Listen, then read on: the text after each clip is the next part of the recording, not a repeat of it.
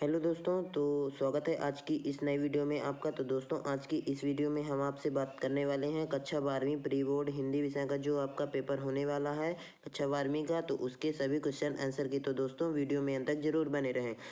तो दोस्तों, चलिए देख लेते हैं। सबसे पहला क्वेश्चन है आपका सही विकल्प में आपका पहला क्वेश्चन है कि उषा का जादू टूटने का कारण है। तो इसका जो सही आंसर हो जाएगा वो हो जाएगा आपका सूर्योदय, इसका सही आंसर हो जाएगा।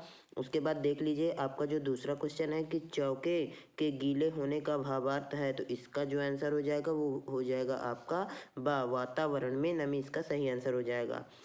उसके बाद आप देख लीजिए तीसरा है सिल्वर वेडिंग कहानी की मूल संवेदना है। तो इसका जो आंसर है वो हो जाएगा आपका पीढ़ी का अंतराल, इसका सही आंसर हो जाएगा। उसके बाद हम देख लीजिए आप चौथा क्वेश्चन है कि विज्ञान के क्षेत्र में काम कर रही भारत की संस्थाएं हैं। तो इसमें कितनी संस्थाएं काम कर रही हैं भारत की? तो दोस्तों, इसका सही आंसर हो जाएगा आपका 4A। अब देख लीजिए दोस्तों आपका पांचवा देख लीजिए कि विभान भाव व्यभिचारी संयोगात रस निष्पत्ति, यह परिभाषा है। दोस्तों, यह रस की परिभाषा आचार्य भरत मुनि की द्वारा दी गई है। तो इसका सही आंसर हो जाएगा बा। अब देख लीजिए दोस्तों छठवां है कि बात का धनी होना मुहावरे का अर्थ है। बात का धनी होना मतलब जुबान का पक्का। तो दोस्तों, इसका बा सही आंसर हो जाएगा। तो अब बा नंबर को टिक कर लीजिएगा। अब देख लीजिए दोस्तों दूसरा है कि रिक्त स्थान में सही विकल्प चुनकर लिखिए। तो इसमें आपका पहला है शिरीष का फूल के रचनाकार हैं। तो ये इसके रचनाकार हजारी प्रसाद द्विवेदी हैं। उसके बाद अब देख लीजिए दूसरा कि बंगलों के पंख के रचनाकार हैं। तो उमा शंकर जोशी जी इसके रचनाकार हैं। उसके बाद तीसरा है कूटीकरण को भी कहते हैं, क्या कहते हैं? एनकोडिंग कहते हैं। अब देख लीजिए आप अगला देख लीजिए आनंदा की पाठशाला लगती थी। कितने बजे से लगती थी आनंदा की पाठशाला? 11 बजे से लगती थी। तो इसका सही आंसर हो जाएगा 11। उसके बाद अब देख लीजिए पांचवा राम मेहनत करता है। पांचवा देख लीजिए राम मेहनत करता है। यह कैसा वाक्य है? आपका साधारण वाक्य है। अब देख लीजिए आप छठवां देख लीजिए गद्य पद्य मिश्रित काव्य कहलाता है। तो वो आपका चंपू काव्य कहलाता है। और सातवां है कि आधुनिक काल के जनक माने जाते हैं। तो वो आपके भारतेंदु हरिश्चंद्र माने जाते हैं। अब देख लीजिए दोस्तों आपका जो अगला क्वेश्चन है इसी में सही जोड़ी है। सही जोड़ी में आप देख लीजिए अच्छे तरीके से कि आ है और बा इसमें आपको मिलाना है। तो पहला फणीसर नाथ रेणु, इसमें इसका जो आंसर हो जाएगा वो हो जाएगा आपका घ पहलवान की ढोलक। अब देख लीजिए दूसरा है आत्म परिचय। तो आत्म परिचय का हो जाएगा आपका हरिवंश राय बच्चन। अब देख लीजिए तीसरा है अतीत के पाँव। तो अतीत के पाँव आपका यात्रा वृत्तांत है। तो इसका सही आंसर ये हो जाएगा।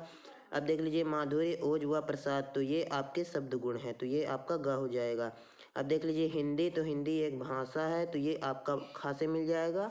और समाचार लेखन के 6 प्रकार होते हैं। तो ये आपका का से मिल जाएगा। तो ये हो गई आपकी सही जोड़ी। अब देख लीजिए आप एक वाक्य में उत्तर। तो दोस्तों एक वाक्य में उत्तर में आपका जो पहला है तो पहला देख लीजिए आप राष्ट्रभाषा किसे कहते हैं?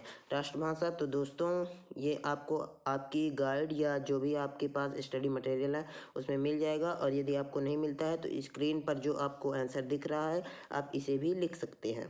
उसके बाद अब देख लीजिए दूसरा कविता का पहला उपकरण क्या है? तो कविता का जो पहला उपकरण है वो हो जाएगा आपका शब्द।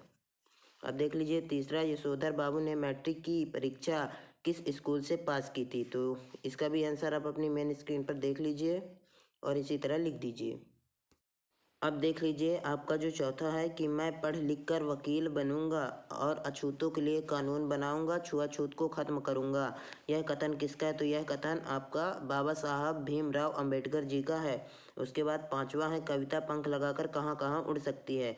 दोस्तों कविता पंख लगाकर मानव के आंतरिक व बाह्य रूप में उड़ना चाहती है या उड़ान ले सकती है। इसका आंसर आप अपनी मेन स्क्रीन पर देख पा रहे हैं। ठीक इसी तरह आप लिख सकते हैं। 1 नंबर का क्वेश्चन है, ज़्यादा लिखने की इसमें ज़रूरत नहीं है, केवल शब्द सीमा के अंदर ही इसका आंसर आपको दिखना है। उसके बाद फिर देख लीजिए सातवां है राजा ने लुट्टन से क्या कहा? तो इसका भी आंसर आप देख लीजिए कि राजा ने लुट्टन को आशीर्वाद देते हुए कहा कि वाह बहादुर, तुमने अपनी मिट्टी की लाज रख ली, जैसा कि आप अपने मेन स्क्रीन पर देख पा रहे हैं। ठीक इसी तरह आपको लिख देना। उसके बाद है सातवां दोहे को उल्टा करने से कौन सा छंद बन जाता है? तो इसका जो आंसर हो जाएगा वो हो जाएगा आपका दोहे का उल्टा क्या हो जाएगा? आपका सोरठा हो जाएगा। अब देख लीजिए सत्यासत्य में 5वां क्वेश्चन है आपका। सत्यासत्य में पहला है कि क्रिया की विशेषता बताने वाले शब्द क्रिया विशेषण होते हैं, तो ये बिल्कुल ही आपका सत्य है। अब देख लीजिए अगला क्वेश्चन भी आपका उपसर्ग का प्रयोग शब्द या शब्दांश के पहले होता है, तो ये भी आपका सत्य है। उसके बाद तीसरा, सिंधु घाटी सभ्यता में पत्थर और तांबे का प्रयोग होता था, तो ये भी आपका सत्य है। उसके बाद लेखन का आशय यांत्रिक हस्तकौशल से होता है, तो ये आपका असत्य है। लेखन का आशय केवल हस्तकौशल से होता है, यांत्रिक वो आपका यंत्र से हो जाएगा, तो ये बिल्कुल असत्य है आपका। उसके बाद 5वां देख लीजिए, पाठ, रुबाइयाँ व गजल में कवि ने खुद को देश पर न्यौछावर कर दिया है, तो ये भी आपका असत्य ही है, ऐसा कुछ नहीं है। फिर देख लीजिए 6वां, मेरी कल्पना का आदर्श समाज पाठ के लेखक बाबा साहब भीमराव अम्बेडकर हैं, तो ये बिल्कुल आपका सत्य है। तो दोस्तों ये 5 क्वेश्चन आपके सॉल्व हो चुके हैं। अब देख लीजिए, आप अपना पूरा पेपर देख लीजिए एक एक करके सभी क्वेश्चंस को। इनके भी आंसर मैं अगली वीडियो में बताऊंगा। तो दोस्तों इसके लिए आप हमारे चैनल को सब्सक्राइब कर लीजिए, ताकि जब मैं इसके वीडियो बनाऊं पूरा PDF सहित, तो उसका नोटिफिकेशन आपको सबसे पहले मिले। और जैसा जैसा मैं आपको बताऊँ ठीक उसी तरह आप अपने बोर्ड एग्जाम की कॉपी में लिखिए और अच्छे तरीके से अपना प्रदर्शन करें अपने प्री बोर्ड एग्जाम में। तो दोस्तों वीडियो को अंत तक देखने के लिए बहुत बहुत धन्यवाद। ये आप देख लीजिए पूरा पेपर एक एक करके मैं आपको दिखा रहा हूँ, और इस पेपर की PDF की लिंक मैंने डिस्क्रिप्शन बॉक्स में दे भी दी है।